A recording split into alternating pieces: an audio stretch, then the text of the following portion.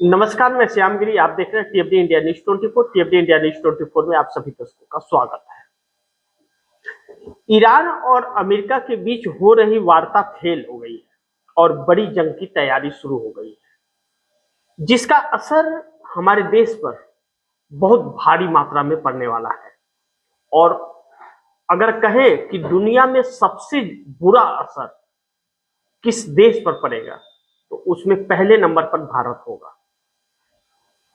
पहले नंबर पर भारत होगा, जो बेरोजगारी और महंगाई और किल्लतों को झेलेगा, जिसे झेलने के लिए भी कुछ नहीं है, लाचार हालत में खड़े होगा। पाकिस्तान के इस्लामाबाद में चल रहा है यह बात अमेरिका के उपराष्ट्रपति जेडी वैंस और ईरान के बीच देर रात बात विफल हो गई, क्योंकि यह वार्ता सिर्फ दिखावे के लिए हो रही थी। इस वार्ता में कुछ अमेरिका को फैसला लेना ही नहीं था।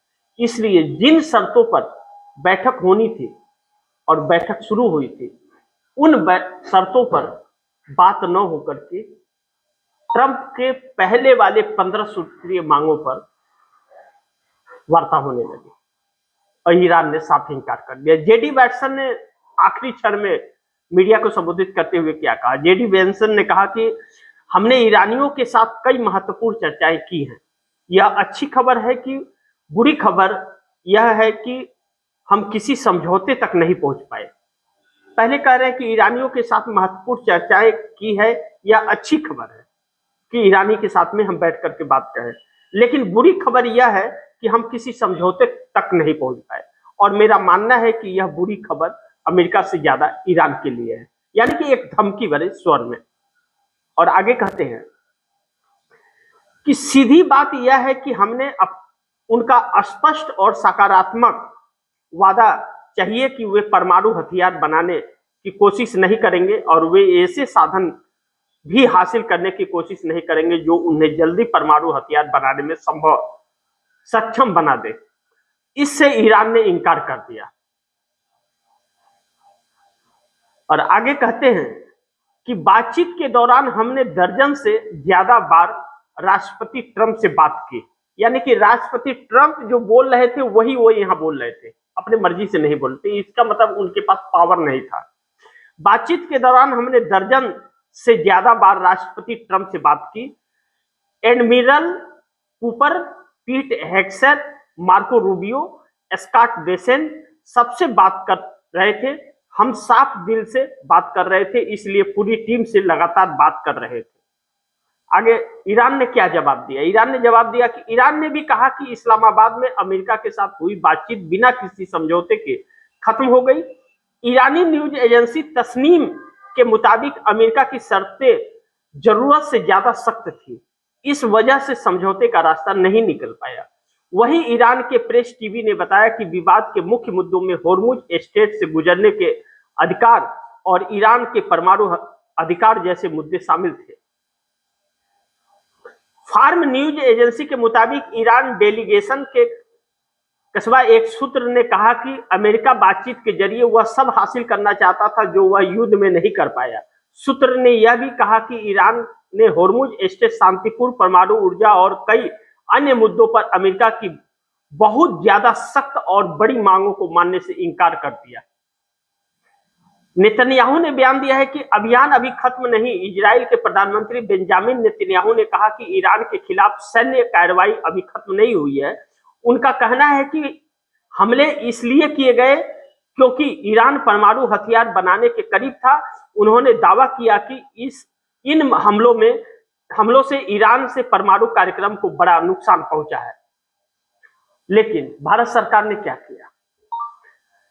डीजल पर एक्साइज ड्यूटी बढ़ा दिया। डीजल पर एक्सपोर्ट ड्यूटी को दुगुने से अधिक बढ़ाते हुए इसे 21.5 रुपए प्रति लीटर से बढ़ा करके 55.5 रुपया प्रति लीटर कर दिया गया। एक्साइज ड्यूटी बढ़ा दिया गया इस पर। आगे वही जेट फ्यूल विमानों के लिए एटीएफ पर एक्सपोर्ट चार्ज की 29.5 रुपए से प्रति लीटर से बढ़ा करके 42 रुपए प्रति लीटर कर दिया गया, यानी कि डबल एक तरह से कर दिया गया। इसके अलावा पेट्रोल पर इस चार्ज को पहले ही की तरह कह रहे हैं कि देश की जनता को फर्क नहीं पड़ेगा इससे। आप बताइए कि एक्साइज ड्यूटी आप अगर बढ़ाएंगे, एक्सपोर्ट ड्यूटी बढ़ाएंगे तो अब कैसे नहीं पड़ेगा? यह मोदी जी को समझाना चाहिए, लेकिन नहीं, वह नहीं समझाएंगे इसे, क्योंकि वह समझाना नहीं चाहते, क्योंकि उनके बस का कुछ नहीं है। लेकिन अब फिर अगर युद्ध शुरू होता है तो बेरोजगारी और महंगाई, यह दोनों इस देश को झेलने पड़ेंगे। मैं मुख्य रूप से अगर संक्षिप्त में बोलूं तो करोड़ों की संख्या में, कोरोना को भूल जाइए, जो गए थे रोजगार वह तो भूल जाइए, करोड़ों की संख्या में लोगों के रोजगार जाएंगे और कंपनियां बंद हो जाएंगे। एक दिन आएगा जो आप देखेंगे कि अडानी अंबानी के अलावा कोई कंपनी रहेगी भी नहीं, सारी बंद हो जाएंगे। और अब किराना दुकान जो छोटे छोटे हैं वह बंद हो रहे हैं, और तकरीबन 1,20,00,000 किराना दुकान और बंद होंगे। यह सब अडानी का कमाल है। उनके एक मॉल होंगे, उसी से जाकर के कोई सामान लाएगा, छोटे दुकानदार नहीं रह जाएंगे।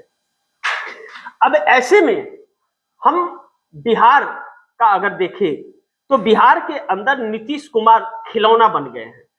85 एमएलए के साथ नीतीश के साथ धोखा एक तरह से किया जा रहा है। सम्राट चौधरी सीएम होंगे। 85 एमएलए के साथ नीतीश ने धोखा किया है। 70 एमएलए, नीतीश कुमार के 70 विधायकों ने साफ कहा था कि हम सम्राट चौधरी को समर्थन नहीं देंगे, हम सम्राट चौधरी को सीएम नहीं चाहते। आप जेडीयू से किसी को भी सीएम बना दीजिए, हम तैयार हैं, लेकिन हम भाजपा के सीएम मंजूर नहीं। कार्यकर्ताओं ने किया था, वोटरों ने कहा, सांसदों ने कहा, लेकिन नीतीश नहीं सुने। आखिर में धोखा हो गया। सम्राट चौधरी सीएम होंगे, इस पर मुहर लग रहा है। शिवराज सिंह चौहान बिहार पहुंच चुके हैं। 14 तारीख को नीतीश कुमार का इस्तीफा होना है और 15 तारीख को नई सरकार का गठन। यानी कि पूरी तरह से नीतीश कुमार को चाय में मक्खी की तरह निकाल करके फेंक दिया गया है। यह सब ललन सिंह और संजय झा का कमाल है। आखिरकार भाजपा सफल हो गई नीतीश कुमार को खिलौना झुंझुना बनाने में। नीतीश कुमार को इंडिया गठबंधन ने एक अच्छा ऑफर दिया था। नीतीश के ही सांसद और विधायक कह रहे थे कि आप एनडीए छोड़ दीजिए, अन्यथा पार्टी खत्म हो जाएगी। लेकिन नीतीश कुमार ने एनडीए में रह करके लंबी तीर मारी है मक्खी की तरफ बाहर निकलने के लिए, और बिहार को पूरी तरह से खाली करके और जा रहे हैं दिल्ली। सुशासन बाबू कहे जाते हैं। यह लोगों को भिखारी बनाने वाले बाबू निकले नीतीश कुमार। इस बात से इंकार नहीं कर सकते। नीतीश कुमार ने बिहार को बेच दिया है भारतीय जनता पार्टी के हाथ में। इस बात से इंकार नहीं किया जा सकता कि नीतीश कुमार एक धब्बा, काला धब्बा बन गए इस देश के लिए, और बिहार को धोखा देने वाला नेता भी बन गए। अभी तक भाजपा को कहा जाता था धोखेबाज, लेकिन अब नीतीश कुमार उसमें अव्वल पर आ गए। नीतीश कुमार अपने बेटे निशांत कुमार को भी कोई रास्ता नहीं दिखा पाए, उनके लिए भी कुछ नहीं चुन पाए, और भारतीय जनता पार्टी उन्हें किसी एक कोने में उठा करके फेंक देगी। ऐसे में जेडीयू के कई नेता टूटने के कगार पर हैं, क्योंकि उन्होंने कह दिया था कि पार्टी टूट जाएगी अगर आपने फैसले गलत कर दिए तो, और अब पार्टी टूटने की कगार पर आ गई है। हालांकि इससे भारतीय जनता पार्टी को कोई फर्क नहीं पड़ेगा। भारतीय जनता पार्टी को मात्र 6 विधायकों की जरूरत बिहार के अंदर है। 6 विधायक मिल गए तो नीतीश कुमार की कोई जरूरत नहीं है। 12 सांसदों को भी भारतीय जनता पार्टी अपने पक्ष में करने में अब सफल हो जाएगी या नहीं होगी, यह वक्त बताएगा। लेकिन जो भारतीय जनता पार्टी का विरोध कर रहे हैं नेता, सांसद, वह सांसद तो बिल्कुल भारतीय जनता पार्टी के साथ नहीं रहेंगे। इसका मतलब सांसद और विधायक टूटकर विपक्ष के साथ मिलने वाले हैं नीतीश कुमार के। ऐसे में नीतीश कुमार दुविधा में दोनों गए और रहमान मिले न राम।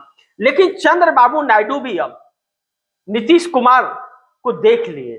चंद्रबाबू नायडू का यह हाल न हो, इसके लिए वह अब भरपूर प्रयास करेंगे, क्योंकि चंद्रबाबू नायडू को मालूम था, चर्चाएं भी हुई थी कि नीतीश कुमार को अगर भारतीय जनता पार्टी खत्म करती है तो अगला नंबर चंद्रबाबू नायडू का है। लेकिन कहा जाता है कि चंद्रबाबू नायडू और नीतीश कुमार में फर्क है। नीतीश कुमार अपने आप को थोड़ा बड़ा तीसमार खां समझते थे, इसलिए खत्म हो गए। चंद्रबाबू नायडू का हाल नीतीश कुमार वाला नहीं है। चंद्रबाबू नायडू की 2/3 बहुमत की सरकार है, किसी के मोहताज नहीं है जैसे नीतीश कुमार थे। लेकिन चंद्रबाबू नायडू इतने बेवकूफ नहीं है जितने बड़े नीतीश कुमार थे। ज्यादा चालाक होना भी बेवकूफी होता है। कहते हैं न अति बोलता, न अति धूप, न अति करता, न अति चुप। अब ऐसे में नीतीश कुमार फंस गए। अब चंद्रबाबू नायडू अपने 18 सांसदों के साथ कुछ न कुछ बड़ा करते हुए नजर आ रहे हैं। 2 से 2.5 महीने 3 महीने तकरीबन हो गए, चंद्रबाबू नायडू पूरी तरह से चुप है। 1 अप्रैल के पहले से चुप है चंद्रबाबू नायडू, और 1 अप्रैल का अल्टीमेटम भी दिए थे बजट सेशन में। लेकिन जब तक ईरान इजराइल का युद्ध जंग छिड़ गया, खेल पलट गया और भी संकटों में घिर गए चंद्रबाबू नायडू। ऐसे में चंद्रबाबू नायडू का नीतीश कुमार वाला हाल न हो, उनकी पार्टी न कहीं खत्म हो जाए, इसके लिए नरेंद्र मोदी का साथ वैसे ही छोड़ते हुए नजर आएंगे आने वाले दिनों में, जैसे 2018 में नरेंद्र मोदी से समर्थन वापस ले लिया था। अब चंद्रबाबू नायडू चिंतित भी हैं। ऐसे में एनडीए गठबंधन के अंदर जो टकराव बढ़ा है, नीतीश की पार्टी टूटने जा रही है, इसमें कोई शक नहीं होना चाहिए किसी को। क्योंकि भारतीय जनता पार्टी की ये बिहार में सरकार बिहार से नहीं दिल्ली के रिमोट से चलेगी। जैसे हरियाणा, मध्य प्रदेश, राजस्थान चलता है, वैसे ही दिल्ली के रिमोट से चलेगी, और दिल्ली के रिमोट से किसी की कोई साथ नहीं रहेगी। जैसे महाराष्ट्र के अंदर एकनाथ शिंदे सहयोगी है और उनके मंत्रियों तक को भारतीय जनता पार्टी के कार्यकर्ता पीट देते हैं, वही हाल बिहार में होगा। ऐसे सिचुएशन में बिहार में या तो जो घटनाएं हैं वह और बढ़ने लगेंगी या फिर लोग पीटने लगेंगे। देखना यह महत्वपूर्ण होगा कि नीतीश कुमार की जेडीयू का क्या होगा, लेकिन टूटना 100% तय है। ऐसे में चंद्रबाबू नायडू भी अगर किनारा करते हुए 18 सांसदों के साथ नजर आ रहे हैं, तो दूसरी तरफ एकनाथ शिंदे भी बड़ी मजबूर हो गए हैं। उनके भी लोगों को मारा पीटा भारतीय जनता पार्टी द्वारा जा रहा है, नेताओं को, मंत्रियों को। ऐसे में एनडीए गठबंधन के अंदर नीतीश कुमार भी टूटेंगे और एकनाथ शिंदे भी टूटेंगे और चंद्रबाबू नायडू छोड़ेंगे। कब कौन क्या करता है इस पर नजर रहेगी, लेकिन भारतीय जनता पार्टी झुकने वाली नहीं है। इन सब को अपनी झोली में डाल करके कैद करने वाली है और मार्गदर्शक मंडल में भेजकर पार्टियों पर कब्जा करने वाली है। इस बात से हम इनकार नहीं कर सकते। ऐसे में एकनाथ शिंदे और चंद्रबाबू नायडू के पास अभी भी मौका है कि नीतीश का हाल इनका न हो, इसके लिए छोड़ने का। ऐसे में एनडीए गठबंधन टूटता हुआ नजर भी आ रहा है। इंडिया के हाथ में एक बड़ा मौका, कौन होगा शहंशाह। इंडिया गठबंधन की तरफ से पहले पांडिचेरी, केरल, तमिलनाडु, पश्चिम बंगाल, असम के चुनाव परिणामों का इंतजार है, क्योंकि चुनाव बहुत टॉप क्लास का हुआ है। वोट प्रतिशत काफी हुई है। चुनाव आयोग भारतीय जनता पार्टी के लिए बैटिंग किया है। चुनाव आयोग के ऊपर अगर भरोसा विश्वास किया जाए तो वह किसी भी कीमत पर विपक्ष को जीतने नहीं देगा, क्योंकि वह भारतीय जनता पार्टी के लिए ही ज्ञानेश कुमार जीता है और भारतीय जनता पार्टी के लिए ही काम भी कर रहा है। ऐसे में बहुत महत्वपूर्ण होगा यह रिजल्ट क्या आता है। अगर रिजल्ट भारतीय जनता पार्टी के पक्ष में नहीं आया तो 101% नरेंद्र मोदी की सरकार गिरने जा रही है। लेकिन 4 मई को अगर रिजल्ट भारतीय जनता पार्टी के पक्ष में आ गया, और ज्यादा नहीं, अगर असम और पश्चिम बंगाल को भारतीय जनता पार्टी ने अपने झोली में डाल लिया चुनाव आयोग की मदद से, तो नरेंद्र मोदी की सरकार को 2029 तक कोई हिला नहीं पाएगा और 29 के बाद विपक्ष का कोई वजूद नहीं बचेगा। इस बात से इनकार नहीं कर सकते। ऐसे में नीतीश कुमार ने इस देश को कहां से कहां पहुंचा दिया, कितनी बड़ी मुसीबत में इस देश को ला करके ढकेल दिया अपनी एक बेवकूफियों के कारण, अपनी कुर्सी के कारण। न कुर्सी रही न वजूद बचा। नीतीश कुमार एक काले धब्बे बन गए जो आने वाले बच्चे भी गरियाते रहेंगे। लेकिन अभी भी चंद्रबाबू नायडू और एकनाथ शिंदे के पास वह तुर्क का इक्का है कि यह दोनों चाह दे तो सरकार पलट भी सकती है, बदल भी सकती है। इंतजार इस बात का है कि इन नेताओं का रूप क्या होता है, लेकिन भाजपा ने और मोदी ने इस देश को बर्बाद कर दिया। या तो इस देश की जनता देश को बचा सकती है, या फिर नीतीश और तो गए काम से एकनाथ शिंदे और नायडू, इसके अलावा कोई रास्ता नहीं है। लेकिन 4 मई को जो रिजल्ट आएगा उस पर बहुत कुछ संभव है। 4 मई को खेल पलटा अगर और इंडिया गठबंधन के पक्ष में यह राज्य चले गए तो भाजपा के सांसद टूट जाएंगे, और अगर विपक्ष नहीं जीत पाया, चुनाव आयोग ने कारनामा कर दिया, तो भाजपा इस देश को सुरक्षित नहीं छोड़ेगी। तो अब ऐसे में देखते हैं आगे क्या होता है। जो भी होगा खबरें आप दर्शकों तक लाते रहूंगा। आप दर्शकों की क्या राय है, क्या सुझाव है, कमेंट बॉक्स में जरूर दीजिएगा। इस खबर को ज्यादा से ज्यादा शेयर कीजिएगा, अपने दोस्तों को भी कहिएगा आगे शेयर करें। और आपने अगर केबडी इंडिया न्यूज़ 24 को सब्सक्राइब नहीं किया, सब्सक्राइब कर लीजिए, अपने दोस्तों को भी कहिएगा सब्सक्राइब करें। मिलते हैं अगली खबर के साथ, तब तक के लिए नमस्कार।